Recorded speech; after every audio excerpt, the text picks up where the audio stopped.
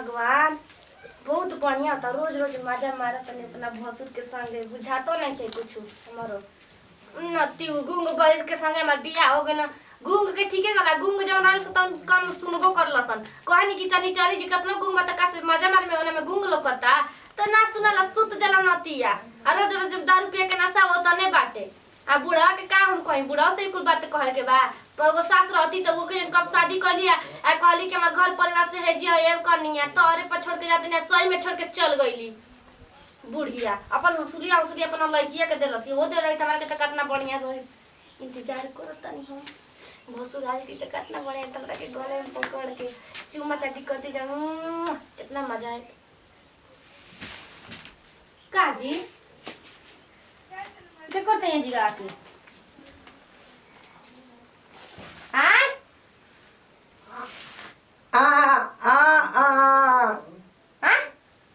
ये भगवान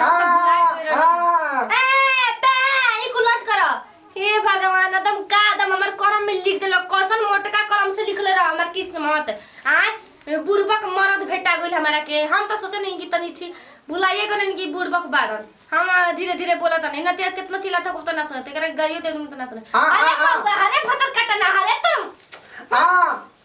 का हां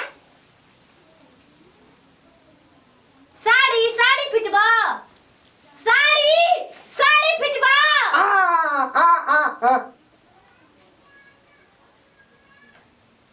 कौन चलाई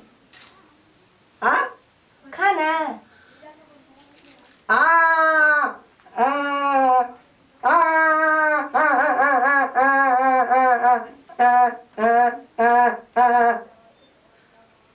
गंजी कच्चा पीछे के बा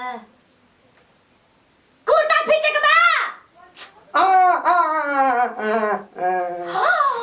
वाह रे बा 2 महीना से लगता कि पता ठिकाना ना रहे इकुल खोल के अपना अच्छा हां हटा ना बड़ा भाई बड़ा तर संगम सुहागरा त मनाई जे मना कर दे त ना ना लफे के सुत करे पलार गिराला ना हां ए जा हम तो सोचत कि विदा बन के रह ठीक नतिया के कहिले जे मार्केट मत कर आ पाई करे लगी त कुछ सामान और दे सुतबा कैसे मैं भाखा समझ लेता हूँ अब बोला था टाय टाय टाय तो इन्हें के सुने के सुता लड़ी गई सुता सुता आवा सुता पलरा बेंगवा लेखा मौगो अरे निंदिया निंदोरा बनके सुता ना उहे आज के कहां चल गई बड़ा बुढ़ा नहीं के गाना हम सुताई सुता डाल बोल बनी हम बुरबक मरद पाके इंतजार करता नहीं एकदम 3 पर नहीं हो ना तो हमें से चल जाए 1 2 एकदम ये है एकदम ये अरे गुंगा अरे सारे जी का सुतल बग रे आगे निकल देखा ना ये क्या करता हो जा रे पलड़ा सुता सारे जाग जा हमें साड़ी खींच दिया रखले मानी अथुया पर खींच दिया अजी का कर का को गुंगा कुठी लो हो अजी जान रे हम करे से बियाह भइल बाटे त हम करे हम कैसे भगाई क तो न बना तब का कहि देवता या भइल हो के जा का तो ना आज खतम ना सुता सुतल हो ना ओ साई सुत के तारी तैयार कर रही अंगूरी पर दिन के इंतजार करी हम का बताई कितना त से क्या करी चलो ठीक बा अब देखो नहीं आता हमारे एकदम समझ ल कि एकदम खून खौल मिलो ओकरा देखना चाहिए ना तोरा सामने अब के देखो चाहेला उनकरा के तो छोड़ो ना एगो बात कही जात नहीं बेर ना बाजारे चल चले के समय ही ना बाजारी में जाए तो आइल बा बेर अकाउंट में पैसा ना तो कनी ना के 15-16 हजार के तरह के साड़ी किन ले आई सच्ची झमकवा वाला किन ले हां आ कहत रहू मुंगटेकवा खराब होले तो दे दिया ले बनवा दे आज बनवाइन का जी 800-900 के मिली एगो नया खरीद देती हार वाला अरे बढ़िया ना हो सोना 60,000 के किनो अब एक भर के अच्छा ऐसा नहीं हां तब का हम जात रहे कि दूसर किनो ना ऐसे कितना किन दे हम लिया दे ठीक बा आगे हमार के अंगूठियो किन दे एक और घुमाई गहना हमार रही ये की पारी खाली मंगटी को किन देना अगला बार अंगूठी की नहीं छोड़ा ना जा तो कनी है ना तब हम उहे सोचत रानी रोज रोज ई टाइम पे होला आज ना होई त आज उपासे रहम काम ओइसे चलते हम खाना ना खाई ना कोई ना चल तो प्यार चले करम तब खाना खाई ए जना ना चल देखो जी केहू नहीं खेनु बाकाजी कहिया ले बच्चा न गिरे पू का गुले गुंगा अरे हमें कमाल पे का रे हैं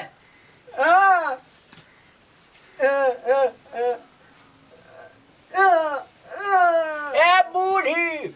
आई जन के तू छोड़ के गोलू के हमार जिंदगी में आफत घोल दे ले बा हैं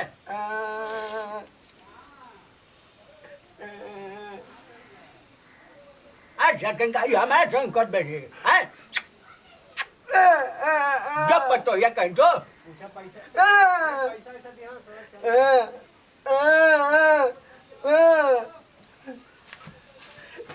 अरे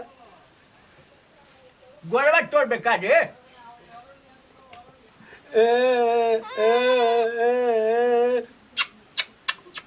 चुमा लेता तो जो ले ले चुमा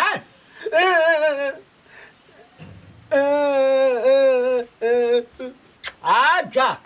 चुमा उल्ला लो आपको डांट नहीं मुझे बासुर हो गए तो मैंने को चुमा लेता चल चल चल चल चल हम काम बताओ तन चल तो ओकर हमको कहा छोड़ा दे तन बतावा हो बासुर हो गई ई कुल काम करत हो ठीक ना के लागत आपके बगल जी एक बात कही अरे वो हमरे संग राम लगे अब शादी ना करम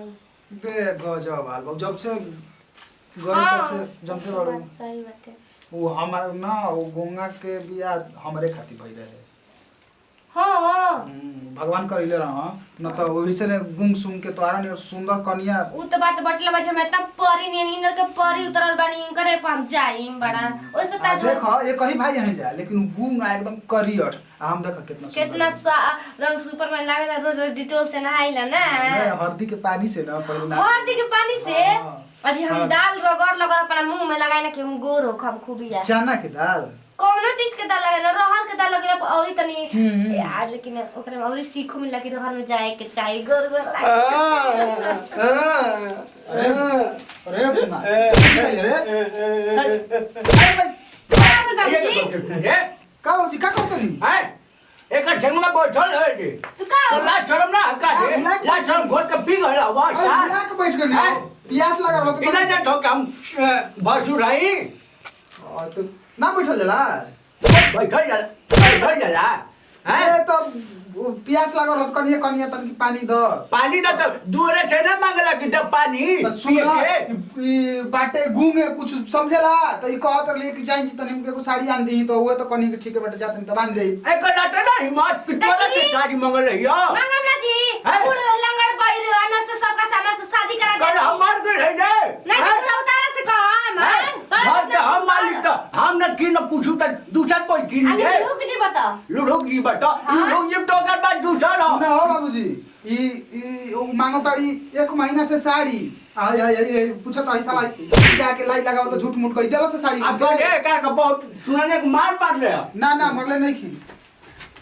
जब घूम बैठ हटा साथ कहीं का मारो फायदा उठे बा अगर मैंने उसे फायदा उठे बा थोड़ा उठा दे हो बड़ा देखा ए ताला का करता बा मरे छना ये का जिंदगी गुजार कहां रे गुंगा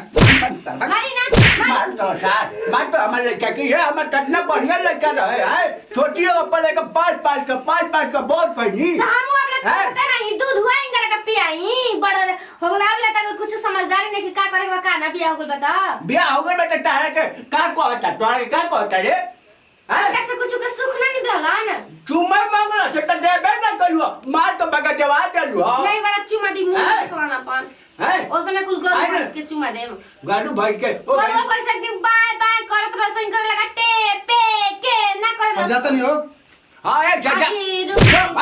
बस आज के बाद आज बना ता साथ कहेंगे हम आई जी 4 बजे आई आवा हम देख ले तनी आवा बड़ा ना जाई ना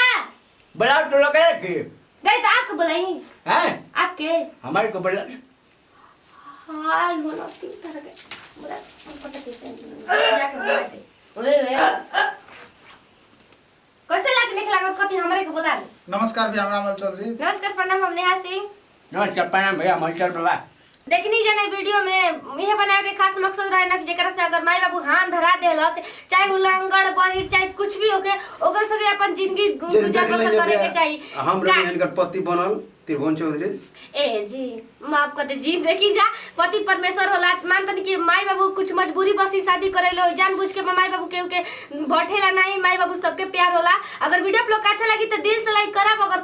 कमेंट में देख वीडियो कैसा लागला तो ये वीडियो के साथ दीजिए विदाई अगला वीडियो में फिर से मिल जाए तब तक खाती जय हिंद जय भारत जय भोजपुरी समाज।